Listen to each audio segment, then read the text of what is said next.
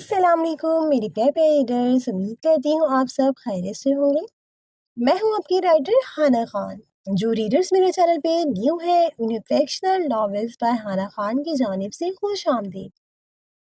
Channel کو subscribe کر دیں، ایپیسوڈ کو لائک کر دیں اور کامنٹ باکس میں اپنی قیمتی رائے کا اظہار لازمی کریں۔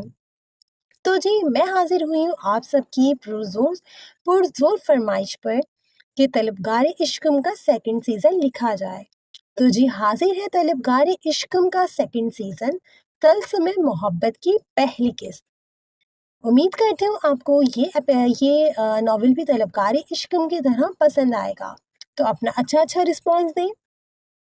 میری پوری کوشش ہوگی کہ ایٹ لیسٹ 4 منڈے سے لے کے تھرسڈے تک میں ریگولر ایپیسوڈ دوں۔ تو آپ لوگ اگر کوآپریٹ کریں گے، سپورٹ کریں گے، تو میں اپنی پوری کوشش کروں گی کہ جمعرات تک ایٹ لیسٹ 4 ایپیسوڈ میں لازمی دوں۔ تو چلیں اب چلتے ہیں ایپیسوڈ کی جانب۔ طلسم محبت، از قلم ہانا خان، قسط نمبر 1۔ آج بھی خان حویلی اپنے پورے جاہو جلال سے سوات میں موجود پہاڑیوں کے گرد گھری پوری شان و شوکت سے کھڑی تھی، تو وہیں حویلی کے مکینوں میں آج بھی بلا کی یکجہتی تھی۔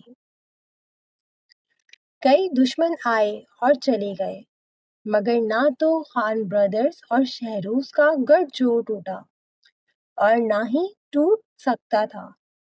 مگر کون جانتا تھا آج کی رات قیامت کی رات تھی، ایسی رات جس نے اس حویلی کی بنیادیں ہلا دینی تھی۔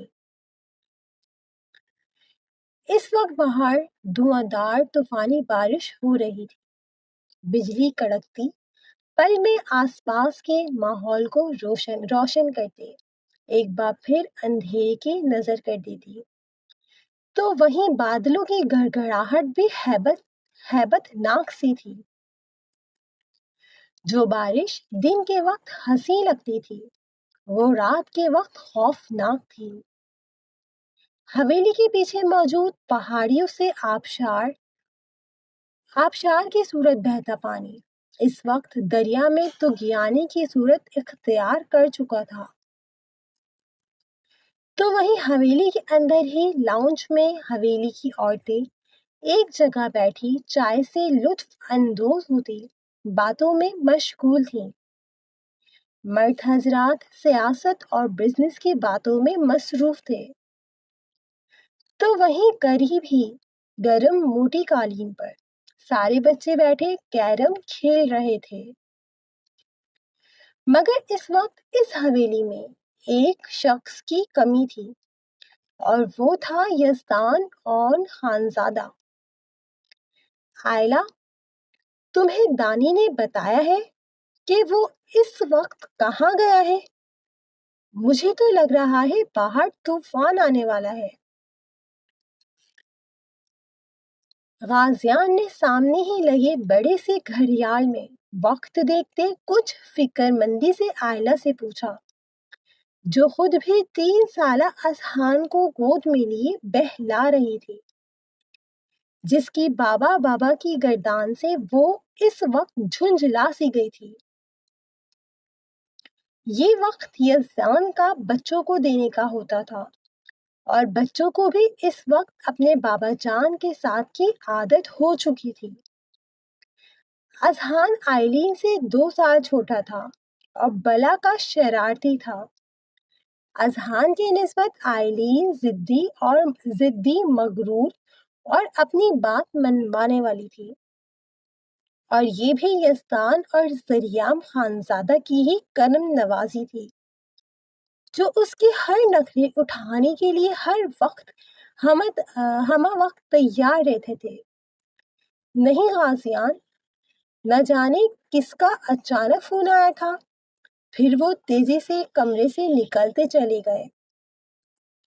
مجھے نہیں معلوم کہ وہ کہاں گئے ہیں، آئلہ نے نم لہجے میں یاسیت سے کہا۔ اس کا دل بھی باہر کے بگڑتے موسم کو دیکھ کر پریشان ہو رہا تھا۔ आयला की बात पर गाजियान के साथ साथ बाकी सब के चेहरों पर भी फिक्रमंदाना तासुरात फैले। दूसरी तरफ गाजियान ने आयला से नजरें हटाकर शहरोज की जानिब देखा, जो खुद भी परेशान दिखाई दे रहा था। साथ ही उसने फौरन यजदान के भरोसेमंद गार्ड का नंबर मिलाया।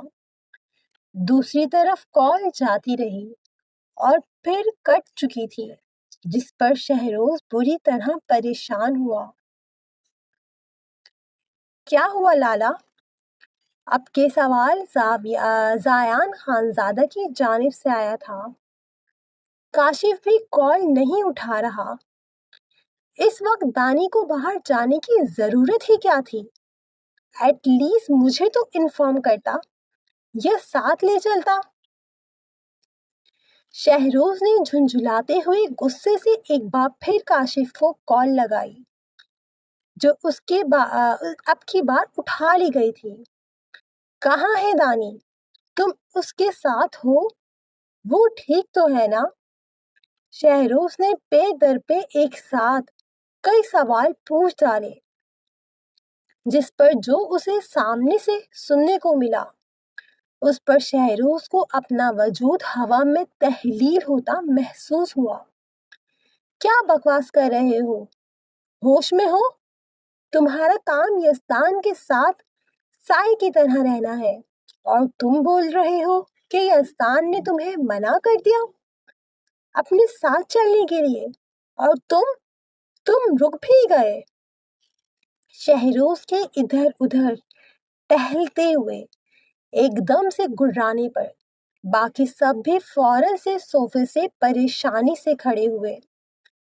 बुजुर्ग हजरात इस वक्त अपने कमरों में जा चुके थे, जबकि बच्चे भी अब अपना खेल छोड़कर परेशानी से शहरोज की जानिब देख रहे थे, जिसका बस नहीं चल रहा था कि काशिफ का गला दबा दे। अभी सब मजीद परेशान होते कि कारपोर्च में पहले गाड़ी का हॉर्न और फिर टायर चरचराने की आवाज आई। ये गाड़ी यजदान की ही थी। सब तेजी से लाउंज से निकलते दाखिली दरवाजे की जानिब बढ़े, इस बात से अनजान कि कौन सा नया तूफान उनका मुंतजिर है। तो वहीं यजदान खानजादा ने मजबूत कदमों से खान हवेली के सदर दरवाजे के अंदर कदम रखा। इस वक्त वो डार्क ब्राउन कुर्ते शलवार में मौजूद था, जो कुछ कुछ बारिश की बौछार के बायस गीला हो चुका था। सुरमई आंखें सुर्ख और सर्द सी थी, जबकि चेहरे के तासुरात पथरीले से थे। कि सामने से आते अपने भाइयों और भाइयों जैसे दोस्त को देखकर वो यखलख्त रुका, तो वहीं आयला को देखते उसके गले में गिल्टी उभरकर मध्यम हुई। कानों में रोती करलाती मिन्नत करती नुस्वानी आवाज गूंजी, जबकि आंखों के पर्दे पर शहद रंग नम बेबस सी आंखें झिलमिलाईं। खान, आप ठीक? आयला के अल्फाज कहीं मुंह में ही गुम हुए, जब यजदान के हाथों में रेनकोट में लिपटी एक छोटी सी बच्ची पर उसकी नजर पड़ी, जो लगभग 1 साल की ही लगी थी। आयला ने सवालिया नजरों से यजदान की जानिब देखा, जिस पर यजदान ने उससे नजरें चुराईं। यजदान की नजर चुराने पर आयला बुरी तरह ठटकी थी। खान, ये बच्ची किसकी है और आप क्यों लेकर आए हैं? आयला ने अब के अपनी सोच को अल्फाजों का सहारा दिया, और यही सवाल बाकी सबकी निगाहों में भी उभरा था, जिस पर यजदान ने एक गहरा सांस लिया। जानता था कि अब जो बात वो कहने वाला है, उसके अल्फाज आयला के वजूद पर तेजाब की मानिंद गिरेंगे, साथ ही उनके खूबसूरत रिश्ते को भी तहस नहस कर देंगे। یہ عفاف ہے۔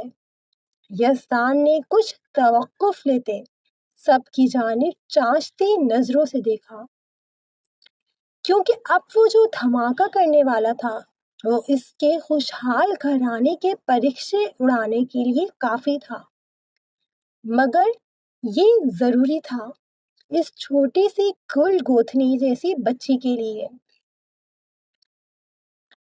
عفاف یزدان خانزادہ، میری بیٹی، میرا خون۔ وہ جو سب ناسمجھی سے یزدان کی گود میں موجود چھوٹی سی بچی کو دیکھ رہے تھے، جو ٹکر ٹکر اپنی شہد رنگ بڑی بڑی آنکھوں سے سب کو دیکھ رہی تھی، انہیں ایک دم خود کی سماعتوں پر دھماکے ہوتے محسوس سنائی دیے، جبکہ آئلہ کو خود پر ساتوں آسمان گرتے محسوس ہوئے۔ وہ بے یقین نظروں سے یزدان خانزادہ کی جانب دیکھتے بری طرح ڈگمگائی کہ پیچھے سے آتے 10 سالہ ذریعام نے اسے تیزی سے تھاما تھا، جو خود اپنے بڑے بابا کی آواز سن کر یہاں آیا تھا اور اب ناسمجھی سے یزدان کی جانب دیکھ رہا تھا۔ دانی، یہ بڑا گھٹیا مذاق ہے، بکواس بند کر، آئلہ کی حالت دیکھ۔ غازیان نے آگے بڑھ کر یزدان کو بری طرح جھنجھوڑتے دبی دبی آواز میں گرراتے ہوئے کہا، جس پر ننھی سی عفاف بری طرح ڈری تھی۔ آہستہ غازی، میری بیٹی ڈر رہی ہے۔ یزدان نے نظریں چراتے چھوٹی سی عفاف کو اپنے سینے میں بیچا، جو واقعی غازیان کے گرانے پہ خوف زدہ ہو چکی تھی، جبکہ شہروز کی پرسوچ نظریں یزدان خانزادہ پر ٹکی تھیں۔ خان، یہ مذاق ہے نا؟ تو بہت ہی واہیات ہے، پلیز میں اس طرح کا مذاق افورڈ نہیں کر سکتی۔ آئلہ نے آگے بڑھ کر نم لہجے میں جیسے یزدان کی منت سی کی تھی۔ یہ سوچنا ہی سہانے رو تھا جس پہلو پہ یزدان اسے سوچنے پر مجبور کر رہا تھا۔ یہ سچ ہے آئلہ، یہ میری بیٹی عفاف ہے۔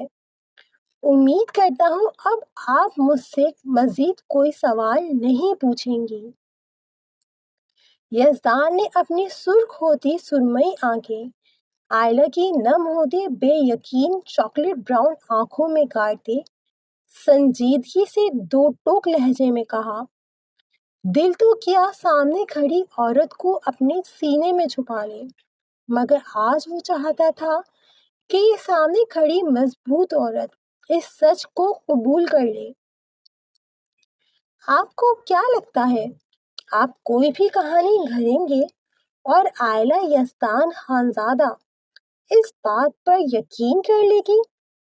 اب کہ آئلہ نے اپنی نم ہوتی بھیگتی آنکھوں کو سختی سے مسلتے ہوئے دونوں ہتھیلیوں سے صاف کیا، جس پر یزدان بری طرح تڑپا۔ اس طرح کا ظلم وہ ان خوبصورت آنکھوں پر ہرگز برداشت نہیں کر سکتا تھا، مگر ہائے رے قسمت، ہر بار ان آنکھوں میں آنسو لانے کی وجہ وہی بنتا تھا جن آنکھوں سے اسے عشق تھا۔ تمہیں جو سوچنا ہے سوچو، حقیقت بدل نہیں سکتی۔ یہ میری بیٹی ہے، یعنی کہ سردار یزدان خانزادہ کی دوسری بیٹی۔ امید کرتا ہوں آپ لوگوں کا رویہ میری بیٹی کے ساتھ اچھا رہے گا۔ یزدان نے اب کے تلخی سے کہتے اپنے قدم مردانے میں موجود اپنے کمرے کی جانب بڑھا دیے، جبکہ آئلہ کی نم نگاہوں نے اس کی پشت کا تب تک پیچھا کیا جب تک وہ نظروں سے اوجھل نہ ہو گیا، پھر وہ ایک دم سے زمین پر بیٹھتی چلی گئی۔ اس کا دل کسی صورت بھی یزدان کی باتوں پر یقین کرنے کا حق میں نہیں تھا، اور یہی حال دماغ کا بھی تھا۔ اسے یزدان خانزادہ پر بھروسہ تھا کہ ایک یہی وہ شخص تھا جو کسی صورت اس سے بے وفائی نہیں کر سکتا تھا۔ کیسا یقین تھا عائلہ بخش کا کہ سچ سامنے ہوتے ہوئے بھی وہ نگاہیں چرانے کی کوشش کر رہی تھی۔ یہ کیا تماشا ہے دانی؟ تو بتانا پسند کرے گا؟ یزدان جو بیڈ کے ہیڈ سے ٹیک لگائے غیر مرئی نقطے کو گھور رہا تھا، جبکہ سامنے ہی آفاق بیڈ پر لیٹی یک تک یزدان خانزادہ پر اپنی شہد رنگ آنکھیں ٹکائے ہوئی تھی کہ دھڑم کی آواز سے دروازہ کھولتے اندر آتے شہروز کی آواز پر وہ چونکا اور ایک گہری سانس لی۔ کیا تم مہر گڑیا کو بول سکتے ہو کہ اس کے دودھ کے ساتھ ساتھ اس کے کپڑے بھی تبدیل کر دیں؟ یزدان نے اپنی آنکھیں 2 انگلیوں سے مسلتے شہروز سے پوچھا۔ اشارہ خاموشی سے یزدان کو ٹکر ٹکر دیکھتی آفاق کی جانب تھا، جس پر شہروز جو یزدان سے سوال جواب کرنے یہاں آیا تھا اپنے دوست کی پریشان صورت دیکھتے لب بیچ گیا اور پھر جیسے آیا تھا ویسے ہی پلٹ گیا تاکہ گل مہر کو ساتھ لا سکے۔ تھوڑی ہی دیر میں گل مہر شہروز کے ساتھ یزدان کے کمرے میں موجود تھی اور بہت محبت سے آفاق کو سنبھالتے پہلے اس کو آرام دہ نرم سوٹ پہنایا جو یزدان نے ہی آفاق کے بیگ سے نکالتے مہر کے پاس رکھا تھا، پھر فیڈر بنا کر آفاق کے چھوٹے چھوٹے سرخ ہونٹوں سے لگایا۔ بے شک وہ انتہا کی خوبصورت شہد رنگ آنکھوں والی بچی تھی، مگر باقی سب خان حویلی کے بچوں کی نسبت اس کا رنگ سرخ و سفید تو نہیں مگر ہاں گورا ضرور تھا۔ گل مہر نے بہت غور سے اس کے نقوش دیکھے تھے جن میں کم از کم یزدان خانزادہ کی جھلک تو ہرگز نہیں تھی۔ پھر پیچھے مڑ کر خاموشی سے صوفے پہ بیٹھے یزدان خانزادہ اور پھر اس کو ہی باریک بینی سے تکتے شہروز کو دیکھا اور پھر نفی میں سر ہلا گئی۔ وہ جانتی تھی شہروز یزدان خانزادہ کے پیچھے پاگل تھا، اس حد تک پاگل کہ وہ اس کے لیے کسی کی جان لے بھی سکتا تھا اور دے بھی سکتا تھا۔ کبھی کبھی تو گل مہر کو ان کی دوستی پر رشک سا آتا تھا۔ لالا، میں اسے اپنے کمرے میں لے جاؤں؟ ہو سکتا ہے رات کو یہ آپ کو تنگ کرے۔ اتنے چھوٹے بچے ماں کے بغیر ہرگز نہیں رہ سکتے۔ گل مہر نے کافی دیر سوچنے کے بعد آخرکار جھجکتے ہوئے پوچھا، جس پر یزدان بری طرح چونکا تھا۔ نہیں گڑیا، آپ بلا وجہ پریشان ہوں گی، ویسے بھی آپ شاویز کو بھی تو سنبھالتی ہیں نا؟ یزدان نے کچھ سوچتے ہوئے کہا۔ وہ اپنی وجہ سے کسی کو پریشان نہیں کرنا چاہتا تھا اور اتنے گھنٹوں میں وہ یہ تو جان ہی چکا تھا کہ آفاق ایک بہت اچھی بچی تھی جو صرف دودھ کے لیے ہی روتی تھی، ساتھ میں بلا کی باتونی بھی۔ وہ ابھی بولتی نہیں تھی تو یہ حال تھا، اگر بولنے لگتی تو یزدان نے سوچتے ہوئے جھرجھری لی۔ جب تجھے لگے تو مجھے کچھ بتانا چاہتا ہے تب بتا دینا، مگر میں صرف اتنا کہوں گا کہ اب کی بار بھابھی کو کوئی بھی تکلیف دینے سے پہلے 100 بار سوچ لینا، محبت بار بار موقع نہیں دیتی۔ یزدان خانزادہ۔ یزدان کو مسلسل خود کو اگنور کرتے دیکھ کر شہروز بری طرح جھنجھلایا اور پھر خفا نظروں سے یزدان کی جانب دیکھتے اسے تلقین کرتے مہر کو یہاں سے چلنے کا اشارہ کیا، جس پر مہر بھی چھوٹی سی گول مٹول سی عفاف کا گال زور سے چومتی شہروز کی جانب بڑھی، جس پر عفاف ایک دم سے کھلکھلا دی، جس پر شہروز اور گل مہر کے ساتھ ساتھ یزدان کے ہونٹوں پر بھی اتنے وقت بعد مسکراہٹ بکھری۔ لالا، آپ کو جب لگے عفاف کے لیے میری ضرورت ہے، آپ بلا جھجک ان کو فون کر دیجیے گا، میں فوراً آ جاؤں گی۔ گل مہر کی بات پر یزدان نے تشکر آمیز نظروں سے اس کی جانب دیکھا۔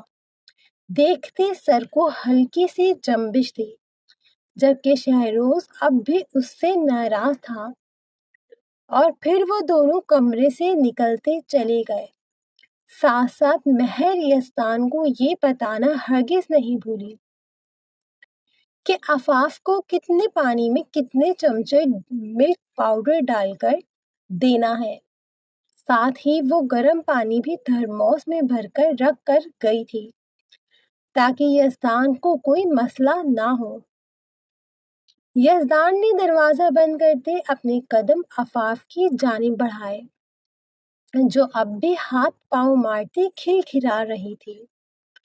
بڑی ہنسی آ رہی ہے میری گڑیا کو، بابا جان کی بینڈ بج چکی ہے۔ میرا بچہ، اب میں اپنی پسندیدہ بیوی کو کیسے مناؤں یار؟ وہ پہلے بھی بہت مشکل سے مانی تھی، کہاں پھنسا دیا تم نے اور تمہاری ماں نے مجھے۔ یزدان نے جھکتے ہوئے عفاف کے ماتھے پر بوسہ دیتے جیسے شکایت بھی ساتھ لگائی، جس پر عفاف نے اپنی شہد رنگ آنکھوں کو بڑا کر کے یزدان کی جانب دیکھا، جیسے اس کی بات سمجھنے کی کوشش کر رہی ہو، جس پر یزدان ایک بار پھر ہنس دیا۔ رہنے دو میرا بچہ، ابھی آپ بہت چھوٹی ہو اپنے بابا جان کو سمجھنے کے لیے۔ مجھے یقین ہے میری بیٹی بڑی ہو کر اپنے بابا کی ہر بات نہ صرف سمجھے گی بلکہ مانے گی بھی۔ چلے آ جاؤ، اب سونے کا ٹائم ہو رہا ہے، صبح بابا نے جرگے میں بھی جانا ہے۔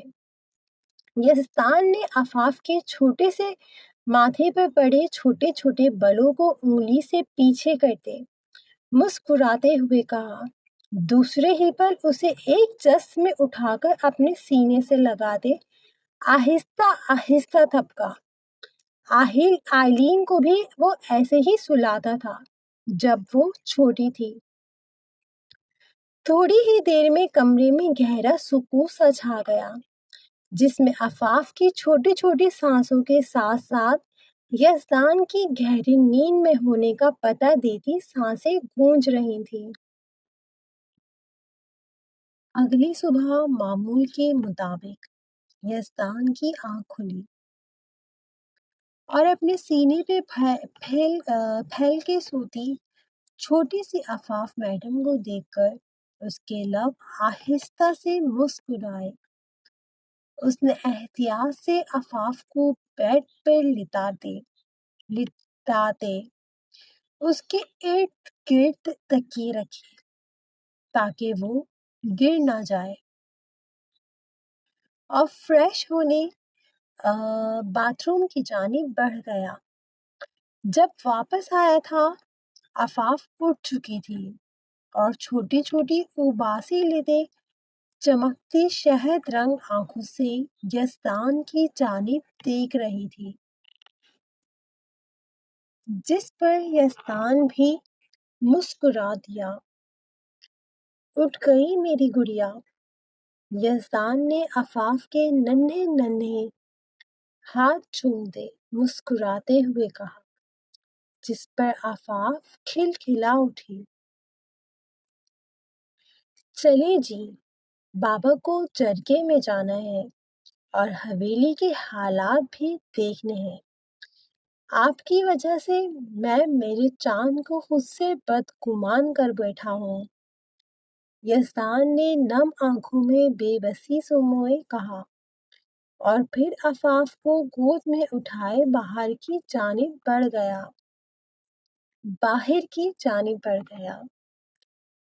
अभी वो मर्दाने से निकला ही था कि सामने से संभल कर अपनी लाइट ब्राउन बालों की पोनियां हिलाती 2 साला परिहान से टकराते टकराते बचा। ओ मेरा बेटा, अभी गिर जाता। यज़दान ने झुककर दूसरे हाथ में परिहान को उठा दे उसके गाल चूमे, जिस पर वो मुस्कुरा दी। बड़े बाबा, ये कौन है? बड़े बाबा, ये कौन है? 2 साला परिहान ने हाथ बढ़ाते आफाफ के गाल को छूते तोतले अंदाज में अपनी गहरी नीली आंखों को बड़ा करते इश्तियाक से सवाल पूछा। क्योंकि फिलहाल अभी खान हवेली में सबसे छोटी वही थी, जिस पर यज़दान ने मुस्कुराते हुए हाँ में सर हिलाया और डाइनिंग रूम की जानिब बढ़ गया। जानता था इस वक्त सब यहाँ ही मौजूद होंगे। यज़दान की गोद में परिहान के साथ साथ आफाफ को देखते डाइनिंग रूम में बैठे सब नफूस के नकूश तने बुजुर्ग हजरात को गाजियान एक एक बात बता चुका था, जिस पर तकरीबन सबका ही यकीन करना नामुमकिन था। आयला इस वक्त अपने कमरे में बंद थी। जो कल रात यज़दान ने उसे बताया था वो नाकाबिले बर्दाश्त था, इसलिए आयला के लिए वो झटका शदीद था। अस्सलामु अलैकुम। यज़दान ने अपनी भारी आवाज में सलाम करते बेचैनी से इधर उधर देखा, लेकिन फिलहाल उसकी नजरें बेमुराद ही लौटी थीं। बच्चों समेत आयला इस वक्त डाइनिंग टेबल पर मौजूद नहीं थे। यज़दान के सलाम पर फिलहाल सब ने हुंकार भरने पर ही इख्तिफा किया। ये क्या तमाशा लगा रखा है तुमने यज़दान? औन खानज़ादा ने सख्ती से पूछा, जिस पर यज़दान ने अपने लब भेजे। जो सच है बाबा जान वो ही बताया है। आफाफ मेरी बेटी है और मैं मजीद इस मौजू पे बात नहीं करना चाहता। यज़दान ने दो टोक अंदाज में संजीदगी से कहते रुख ज़रमीना बेगम की जानिब किया। मोरे, क्या आप आफाफ को संभाल लेंगी? मुझे जरगे में जाना है। यज़दान ने नरमी से कहते उम्मीद भरी नजरों से ज़रमीना बेगम की जानिब देखा, जिनके नक़ूशों में तनाव भी लगभग औन खानज़ादा जैसा ही था। परविश और आयला मुझे शानज़े जैसे ही अजीज हैं। तुम्हारी वजह से मेरी बेटी को तकलीफ पहुंची है और तुम्हें लगता है मैं अब भी इस बच्ची को संभालूंगी? ज़रमीना बेगम ने तल्खी से कहते एक नजर खुद की जानिब देखती आफाफ को देखा, जिस पर यज़दान ने गहरा सांस लेते उम्मीद से गुल महर की जानिब देखा। लाए लाला, मैं संभाल लूंगी। गुल इतना कहते अभी यज़दान की जानिब बढ़ती ही कि परविश की आवाज पर उसने अपने लब बीचे। تمہیں بھی میری دیدہ میری طرح ہی سمجھتی ہیں۔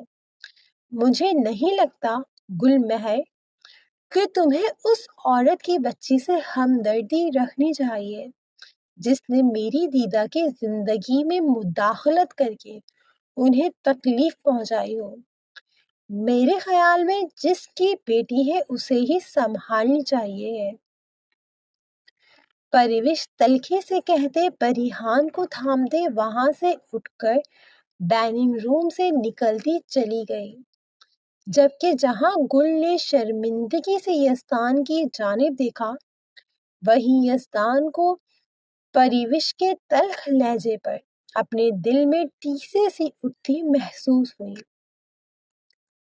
اس نے کبھی بھی شانزے اور پروش میں فرق نہیں کیا تھا، جبکہ غازیان نے سختی سے اپنے لب بیچے۔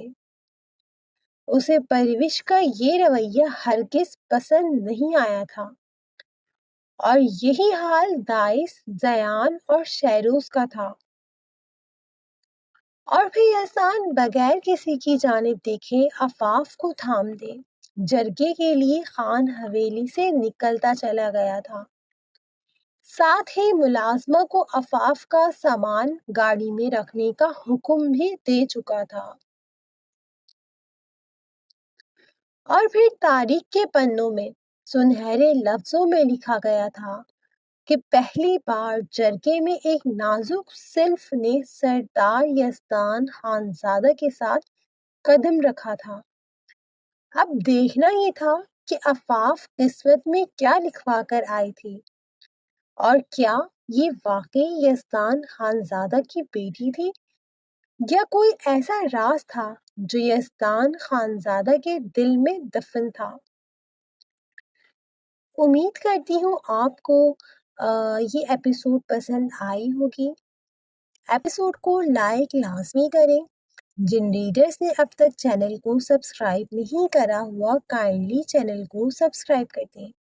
کمنٹ باکس میں لازمی بتائیں کہ آپ کو کون سا سین، کریکٹر یا ڈائلاگ پسند آیا ہو۔